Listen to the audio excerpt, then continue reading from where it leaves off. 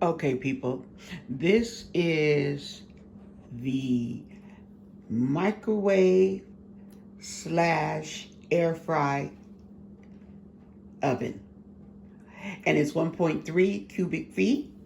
And it is, what are we working? I think we're working with 1,000 amps here. Okay, and are we working with 1,000 amps? Sorry, folks. This is out of the box.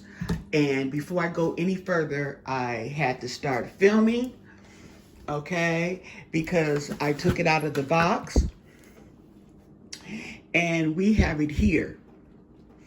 And this seems like this is actually the same size as my microwave oven right there. Okay, that's some off-brand E-Wave that has lasted for